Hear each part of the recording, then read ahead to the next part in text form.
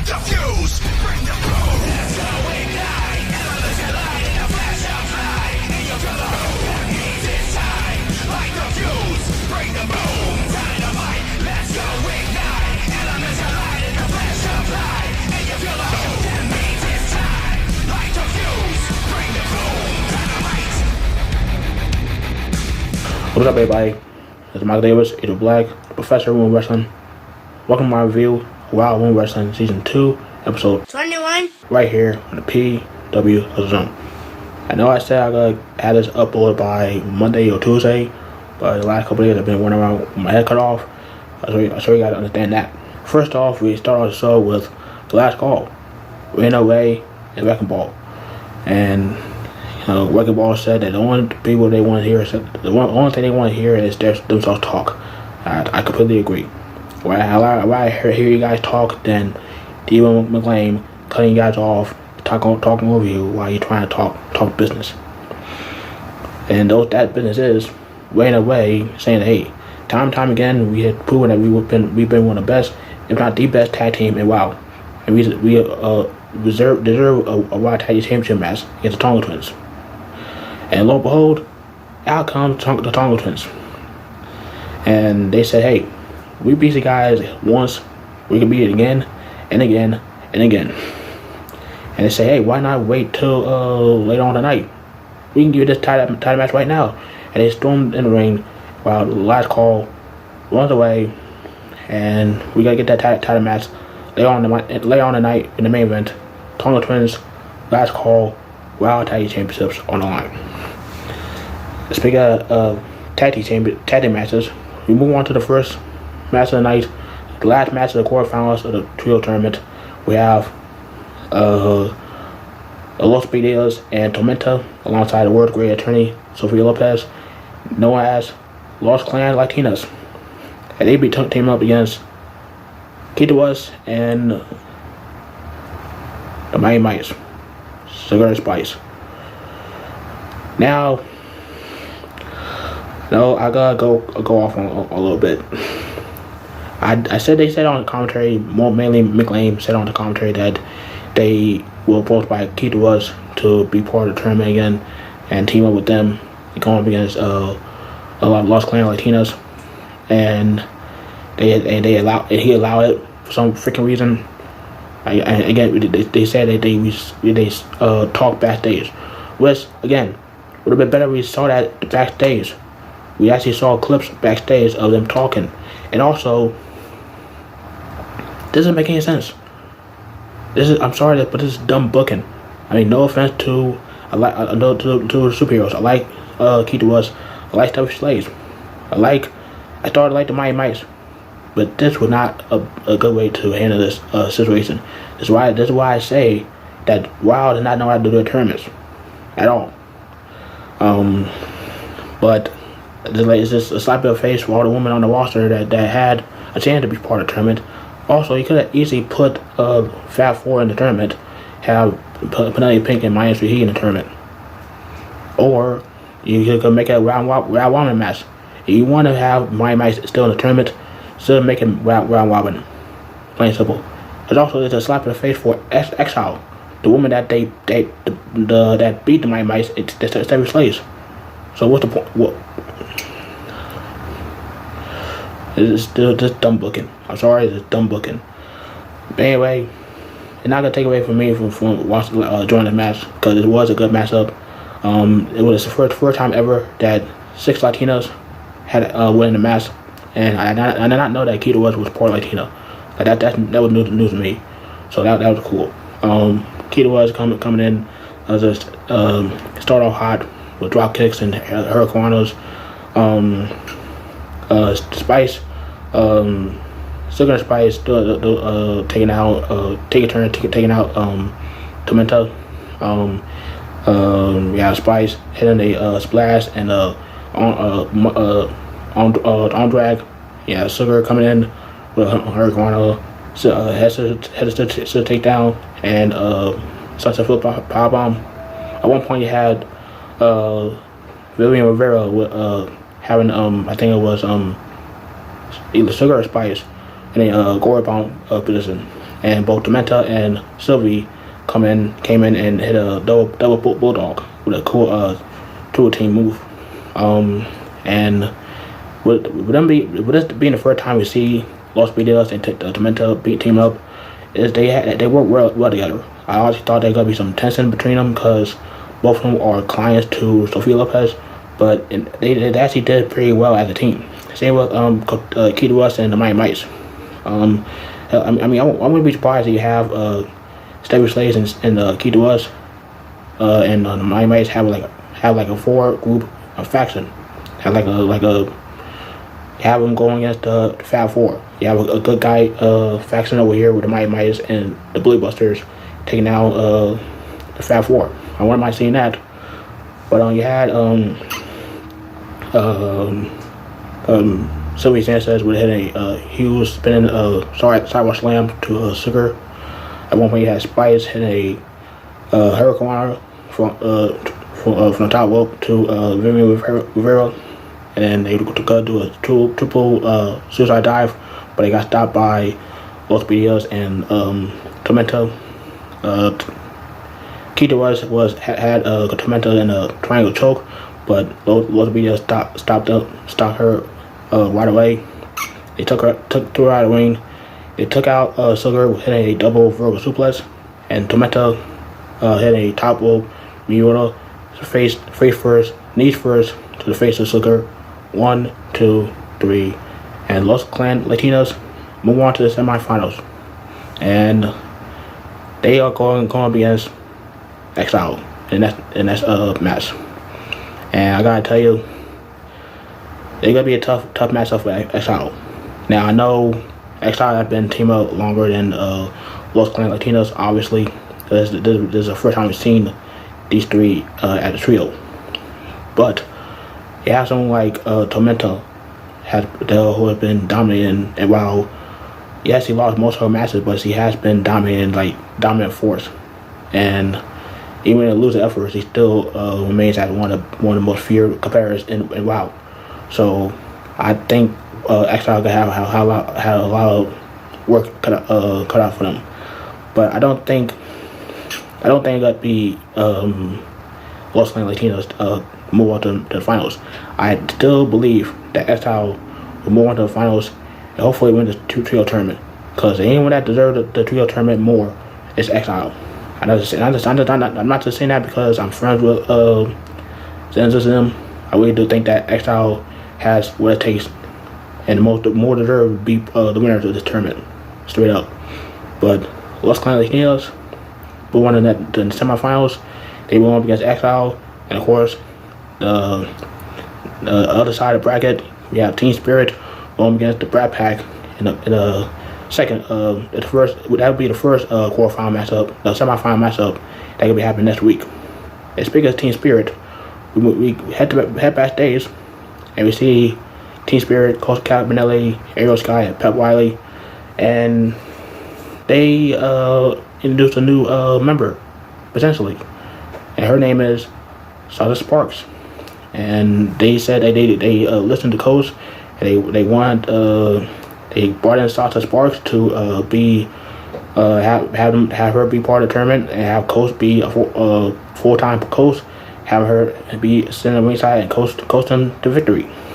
And Coach looks like she's not happy about it, and she's just told him, hey, now you know, and I guess we forgot who the coach really is.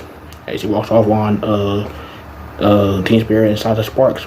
And Sasha Sparks, she's happy to be there. She's happy to be part of Team Spirit, and while she's trying to do her best to, hopefully she do her best to win for Team Spirit.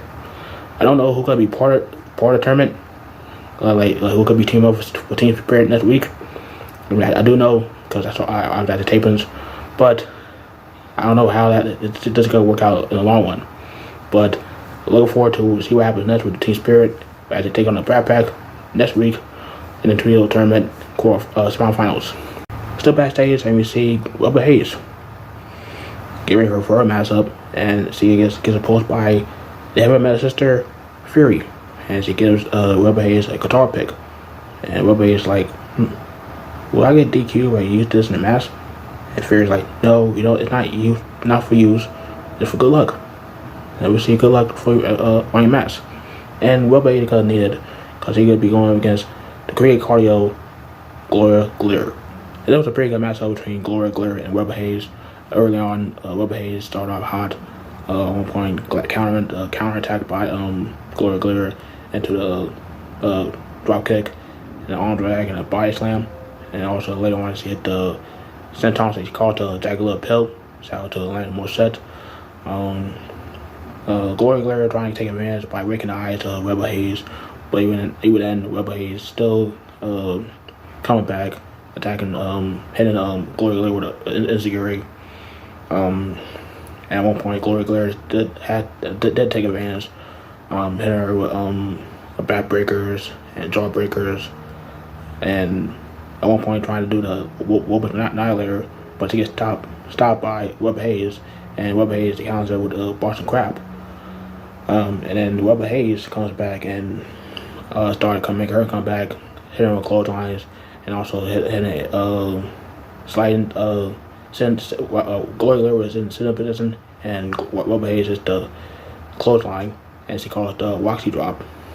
And Gloria take advantage of the situation, going on top rope, hitting the flexion elbow to flying back elbow from top rope. 1, 2, and Webber Hayes gets the ropes. She put the feet on the ropes, and Gloria acts like she won the match, but she celebrated a little bit too early. And Webber Hayes quickly recovers, rolls her up. 1, 2, 3. Webber Hayes gets her first win in WoW, and I guess that guitar pick was good luck after all, because she gets the win, her first win in WoW. And Gloria is upset, as she should, because she took eye on the prize, and it failed. And yeah, Webber Hayes gets her first win in a while, and Gloria upset, but she had no one to blame for herself for the loss, because she kept taking advantage as quickly as possible. Not act like he won the match. He celebrated prematurely. And she got approached by Coach backstage as Gloria is upset with her loss. Coach Capelli said, "Hey, what's wrong?" And Gloria's like, "Did you see my match out there? I lost the match." And she says, and Coach like, "Hey, you mind giving a coach tip?" And Gloria's like, "Sure." Coach said, "Hey, you took eyes on the ball. You celebrated a little bit too early, and that's why he lost." Gloria's like, "God, I knew it. Thank you for that. Thank you for the coach tip." And coach said, "Hey, I told you you have potential. If you need more coach tips, let me know." And Gloria says, "Thank you." And coach says, "You're welcome." And it seems like that the first time you hear anyone says thank you to Coach Capelli, and Coach Capelli has a chance to say "You're welcome" in their face. So that was a pretty interesting interaction backstage. First time you saw them encounter backstage, Gloria had nothing to do with Coach. Now Coach gave her the coach tip, and Gloria is appreciative. Much like unlike her fellow Team Spirit members, and I would not mind seeing a potential partnership between Gloria and Coach Capelli down the road. I don't know that they think about doing that, but they end up doing that. I'm not be mad about that at all. And speaking of partnerships, we move on to the next match, the semi-main event. It's a triple threat match, signed by the IQ Superior herself, Samantha Mart, and who could be the leader of the pack, basically the assistant for Samantha Smart. And we have Classmaster, Disciplinarian, and G.I. Jane in the match. And this matchup was kind of blew by like real quick, because it was only like 3 or 4 minutes long. But those three women did their thing for being a 4-minute match. You had Classmaster hitting left drop on Disciplinarian, the G.I. Jane hitting a body slam, a power slam on body slam onto Classmaster, and Disciplinarian had a huge lariat to I believe G.I. Jane. It was a lot of action for a 4-minute match. Yeah, Disciplinarian had set out facebuster, looking for a 3 count, but Classmaster breaks out the pin. At one point, close moment of the matchup, you have Disciplinarian and a headlock on Classmaster. Classmaster use her back to back up to the turnbuckle, trying to have the Disciplinarian get off her, and Disciplinarian gets splashed by G.I. Jane after Classmaster moves out of the way, and Disciplinarian gets splashed by Classmaster as G.I. Jane moves out of the way, and G.I. Jane gets Classmaster. She counters her attack, and drives off the second rope, hits the discharge, the tornado DDT. 1, 2, 3, and G.I. Jane is the leader of the pack. She is Samantha Smart's assistant, but is she really?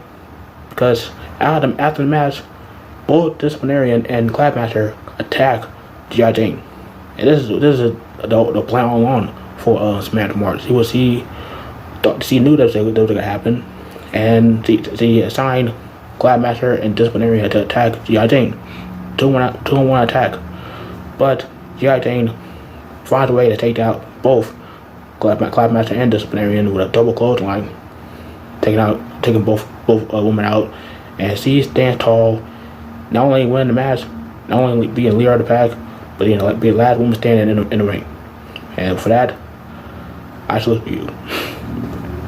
Before we get to the main event, we have a pre-tape promo by Miami Street Heat, Gloria and Lindsay, and they take checking their steps out in the mirror, and basically calling out the mother truckers, and still upset the fact that they won the match, the Fatal 4 match a couple weeks ago, but their title shot will end up being vacated thanks to Mr. McLean, and of course McLean being like hashtag that. But we have them just voicing their opinion, being upset that they about the mother truckers, and state that hey, the only reason why the mother truckers are in wow, because we brought you here, and it's true.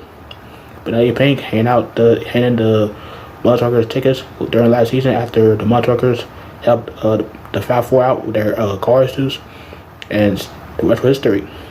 Now they challenge to a no rules match. It'll be the mother truckers, and Miami Street Heat in a no rules match next week on WoW. And also next week on WoW we have the WoW World Championship matchup between Ozzy and Ebony Maverick, and also the first match of the quarterfinals, the semifinals of the trio tournament, the Brat Pack taking on Team Spirit. And who's gonna be teaming up with Team Spirit? Is Coach gonna be part of it, or is he gonna be on a ringside coaching Aero Sky, Pep White, and Stardust Sparks? Yeah, wait till next week to find out. We get to the main event: Tonga Twins versus the last call for Wild Tag Championships. And I'm gonna say is this: you've seen their match up earlier this season for the tag titles. Is exactly like this match, almost identical.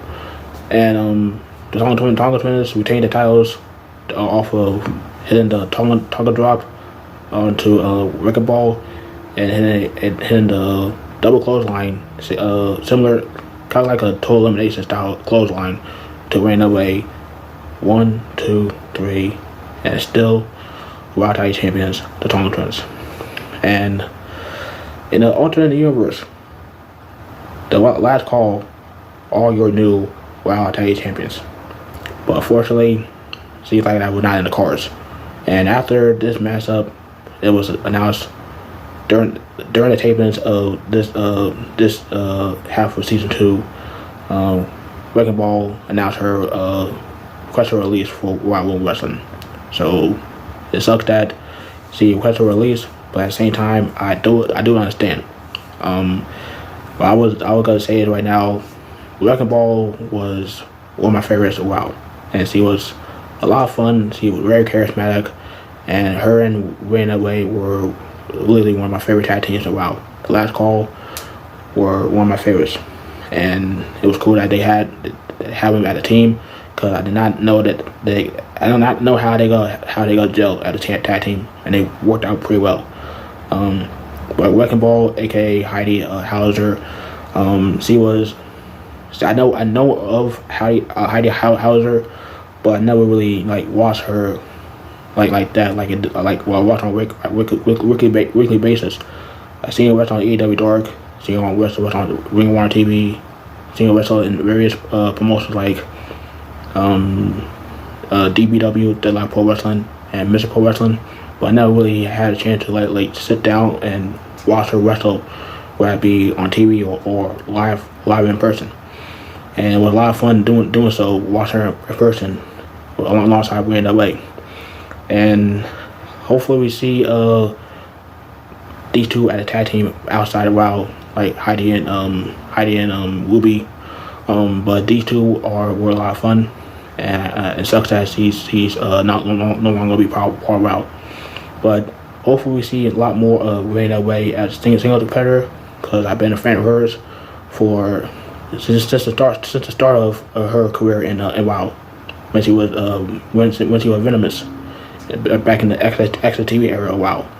So hopefully we see her back in the World Championship picture like she was before. She team up with Wrecking Ball, but let's see what happens.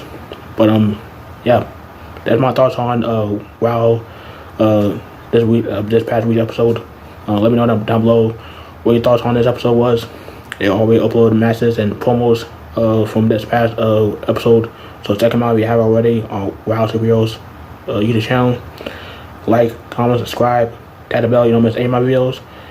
Follow me on social media at Mad Craziness on Twitter, at Michael Davis 2 on Instagram. Follow the Hustle page at the Hustle Fandom on Facebook. Subscribe to the PB Hustle Zone, the PB Hustle, the main channel with Adriel Brown, the Professor, Billy Ray, Big Ray, Steve King, Bello, Tommy Wonder, all those guys. Listen to how they talk about the whole Cody Rhodes situation, which still bothers me to this day. They got the press conference later on today, so I might make a video about that either later after the video was uploaded or tomorrow. So you will hear from me, see how that my reaction to that. Again, let me know down below what your thoughts on this episode. I hope you guys are having a good week so far, and yeah, till next time. I'm Michael Davis, Adriel Black. I'm out. #We want Cody.